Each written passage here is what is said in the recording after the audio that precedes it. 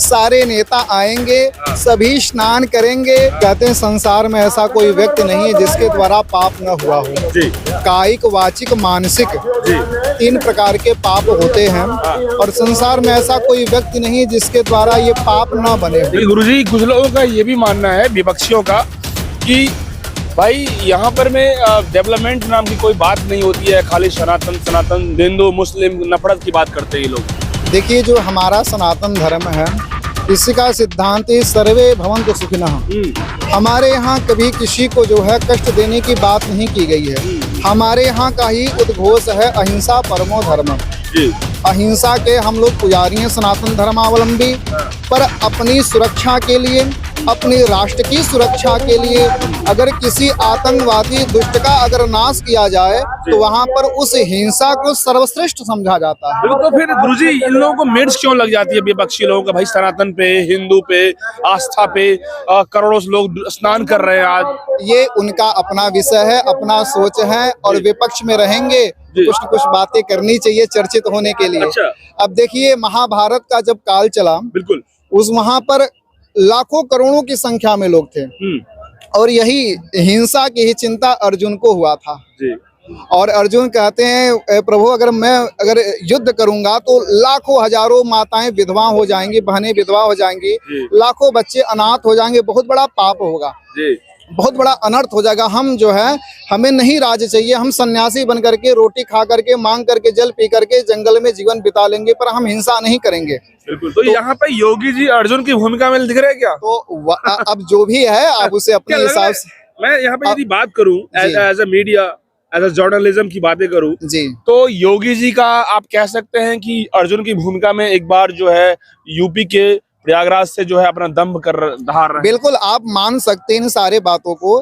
जब वो भागने लगे अर्जुन जी, तो भगवान ने उनको खींच कर बैठाया और बोला तुम क्षत्रिय हो और क्षत्रिय का धर्म होता है, कोई धर्म का विरोधी है, आतंकवादी है। दुर्योधन आदि क्या थे? आतंकवादी ही थे, प्रजा को कष्ट देते थे, भरी सभा में अपनी ही माता सदृशा भाभी को अपमानित किया, अपने ही भाइयों को, अपने राज्य को नहीं देते थे, अपने बड़े बुजुर्गों का सम्मान नहीं किया करते थे। तो उस समय भगवान ने उपदेश दिया, देखो तुम क्षत्रिय हो और क्षत्रिय नहीं, हर एक सनातनी, हर एक व्यक्ति का धर्म बनता है कि अगर अपना भाई, अपना पिता भी अधर्म का पक्ष लेकर के सामने अगर खड़ा हो तो वहाँ हमारा कर्तव्य बनता है धर्म की रक्षा के लिए, राष्ट्र की रक्षा के लिए, अपने भाई और पिता को का भी अगर हम वध कर दें, अपने गुरु का भी वध कर दे, तो भी हमें पाप नहीं लगेगा। यह सनातन धर्म हमारा कहता है। हमारे यहाँ जो संत जब चलते हैं तो चींटी को बचा करके चलते हैं, पर अगर कोई आताताई राजा या कोई भी व्यक्ति जब आतंकवादी विचारधारा का हो जाता तो हमारे यहाँ ही संत परसों धारण करके उन दुष्टों का समन करके और पुनः धर्म की स्थापना करते हैं। गुरुजी, यहाँ भी कभी कभी महाभारत की स्थिति दिखती है ना, जैसा कि जानकारी दूं कि सनातन हमेशा जो है 14,000 साल पुरानी संस्कृति है, कहा जाता है इनका ना आदि है ना अंत है। हम तमाम सनातनी लोग जानते हैं जब इसको रिसर्च करते हैं। लेकिन जब हम हिंदुस्तान की जब बात करते हैं, कुछ लोग नफरत की बात करते हैं, जिससे नैरेटिव होता है गंदा। देखिए, सनातनी तो हमेशा सनातनी ही रहेगा, वो तो अटल है। बिल्कुल।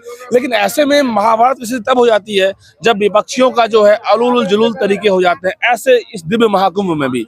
तो गुरुजी कुछ संदेश देंगे ऐसे लोगों को? संदेश इनके लिए यह है, जैसे इनके जीवन में आध्यात्मिक ज्ञान का अभाव है और हर एक नेताओं का अपना अपना सोच होता है और अपनी अपनी भावनाएं रहती है, अपने अपने उद्गार सभी लोग प्रकट करते हैं। पर संसार में ऐसा कोई व्यक्ति है ही नहीं जो पाप न किया हो। और ये भगवती भागीरथी गंगा विशेष रूप से पापों को नष्ट करने के लिए ही आई हैं। आपको वो कथा याद होगी जब कपिल ऋषि के क्रोधाग्नि के द्वारा सगर के 60,000 पुत्र जब नष्ट हो गए थे, तो उन्हीं के वंश में असमंजस, उन्हीं के पुत्र थे असमंजस के पुत्र थे श्री दिलीप जी। उन्होंने उस अश्वमेध यज्ञ के अश्व को खोजने के लिए कपिल मुनि के आश्रम पर गए और जब अपने पूर्वजों के विषय में पूछते हैं तो कपिल ऋषि यही कहते हैं कि ये जो भस्म का जो ढेर, ये तो तुम्हारे पूर्वजों का ही ढेर है, यही जल करके भस्म हुए हैं। इनको उद्धार करने के लिए तुमको भगवती गंगा जी को लाना पड़ेगा। और जो उनके पुत्रों के द्वारा जो अपराध बना था, जो पाप बना था, उन पापों के प्रक्षालन के लिए भगवती गंगा का अवतरण हुआ है। और कहते हैं गंग सकल मुद मंगल मूला, सब सुख करन हरन भवशूला। भगवती गंगा समस्त पापों को नाश करने वाली है, सुख प्रदान करने वाली है। शास्त्रों में वर्णन आता है कि भगवान श्री नारायण के चरणारविंद से भगवती श्री गंगा जी प्रकट हुई हैं। और गंगा जी के स्मरण मात्र से ही गंगा गंगेत यो ब्रुवात यो जनानाम सतैरपि, 100 योजन दूर से अगर कोई गंगा जी का स्मरण करता है, चिंतन करता है, तो सर्व पापा विमुच्यते, सारे पापों से मुक्त हो जाता है। विष्णु लोकम से गच्छति। हमारे आचार्य जन संत जन कहते हैं कि जो परमात्मा है, जो ईश्वर है, वह ईश्वर का ही द्रव्यमान स्वरूप ही भगवती गंगा है। यानी भगवान श्री नारायण में और भगवती गंगा में कोई विशेष अंतर नहीं है। ये परमात्मा का ही द्रव्य रूप है। वह सगुण साकार परमात्मा का एक प्रकार से यह द्रव्य रूप ही भगवती गंगा है। और यह प्रयागराज है। भले ही लोग कहें कि यहाँ पर लोग पाप धोने के लिए आते हैं, आप देखिए एक भौतिक ज्ञान अलग होता है। आप विद्यालयों में जाइए, सामान्य ज्ञान एक प्राप्त करते हैं, सांसारिक ज्ञान को प्राप्त करिए, भौतिक ज्ञान है। किसी परंपरागत गुरुजनों के पास बैठेंगे नहीं। शास्त्रों के विषय में राजनीति का भी एक लिमिट होता है ना कि ये सही डायरेक्शन में कीजिए, नैरेटिव होनी चाहिए। लेकिन यहाँ पे नैरेटिव इनका तो सिर्फ ऐसा है कि भगवान को ही बोलते नहीं मानते हैं। देखिए भगवान, जिस समय भगवान थे ना, उस समय एक पौंड्रक नामक राजा हुआ जी, जो अपने आप को ही भगवान जो कहता था। अच्छा। अपने आप को भगवान सिद्ध करता था। नाम था उसका पौंड्रक। काशी देश का राजा जो था काशी नरेश, वो उसका जो पुजारी बन गया जी। तो जिस समय भगवान थे उस समय भी नकली भगवान घुमा करते थे। उनकी खूब आलोचनाएं हुआ करती थी। और ये तो कलयुग है, कलयुग ग्रसे धर्म को लुप्त भये सदग्रंथ, दम्भिन निज मत कल्प कर प्रकट किए बहुपंथ। ये तो कलिकाल है। अब जब जिसको सत्ता नहीं मिलती, देखिए हम आपको बता दें, आज के समय में किसी भी राजनेता का अपना कोई सिद्धांत नहीं है। बिल्कुल करेक्ट। जहां पर उनको जिनके भी माध्यम से सत्ता हासिल होती है, भले पहले उसको गाली देते हो, सत्ता हासिल करने के लिए उनसे मिल जाते हैं।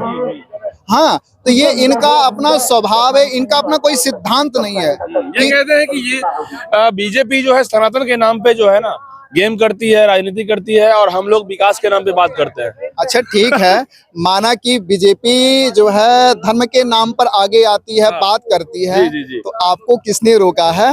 बिल्कुल, आप भी आइए। करोड़ों सनातनी का हृदय खुला हुआ है, उनके हृदय को जीतिए। और हमें लगता है अगर आप ऐसा करेंगे तो बीजेपी वाले को कोई कष्ट नहीं होगा। आप भी आइए, जो सनातन धर्म के जो मुद्दे हैं आप भी उठाइए, आप भी उनके हृदय पे राज करिए। जो सनातन धर्म के विषय में जो सोचे, देखिए जो हमारे हित के विषय में सोचेगा, हम भी उसके हित के विषय में सोचेंगे। बहुत बढ़िया गुरुजी, बहुत बढ़िया। और धर्म से ही हमारा पहचान है। भारत का पहचान धर्म से है। ये भारत को आध्यात्म भूमि कहा गया है। देश विदेश से लोग आकर के यहाँ पर आध्यात्मिक ज्ञान को प्राप्त करते हैं। ये लोग करेंगे तो मुझे लगता है कि हमारे जो सनातनी है वो इन्हें कंडेम करेगा, साइड करेगा।